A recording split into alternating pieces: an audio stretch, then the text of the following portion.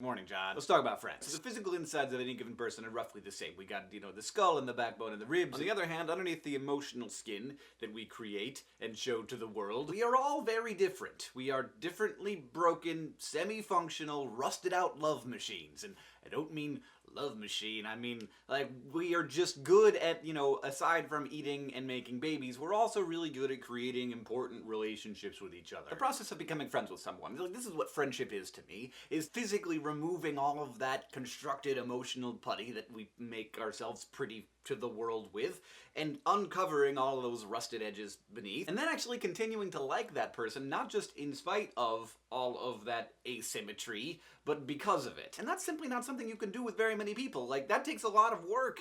And it's like a lot of upkeep, too. And that's why when people study the number of friends that people have, they're not looking at the number of Facebook friends you have, they're looking at the number of people that you can share really intimate things about your brokenness with. And on average, it's not very many. It's between 2 and 3 people per person. In your last video, John, I will take exception to some of the things you said. I would not belittle the difference between that emotional intimacy of friendship and the emotional and physical intimacy of romantic relationships.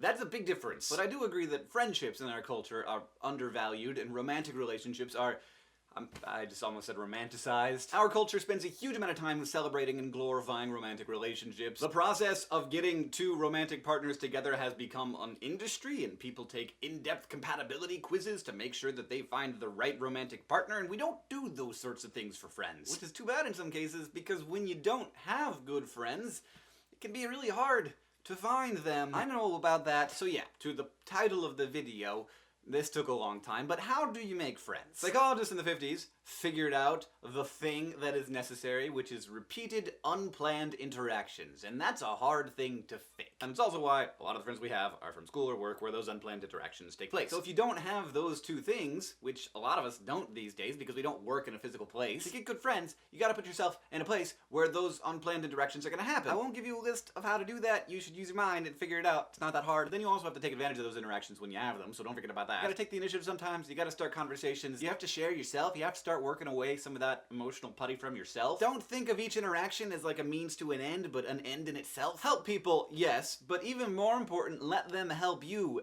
Don't be afraid to ask someone for a favor, because that's how friendships are started. And like top of the list, be thoughtful and listen to people and think about them complexly, which is, yeah, that's sort of how you create acquaintances, Facebook friends. But to get to the real friend bits, you have to start having important conversations. And so you have to start asking some not super comfortable questions, like, what do you want to be in 5 years? What do you not like about yourself? What do you like most in the world? What do you hate most about the world? Those are the questions that let you pull out all that stuff and reveal the raw, intimidating, bizarre, amazing sculpture within. And it's hard to do non-organically, and so we should all be very thankful for the organic friends that we do have, especially if they make us comfortable and like us for who we are. And if they don't, it's okay to break up with friends, just like it's okay to break up with romantic partners. And last, as a thought that I just had, if you have a romantic partner and they don't appreciate the bizarre, broken sculpture within, or you don't appreciate theirs,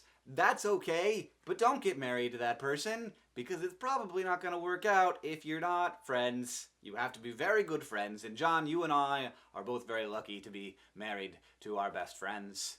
And I'll see you on Tuesday.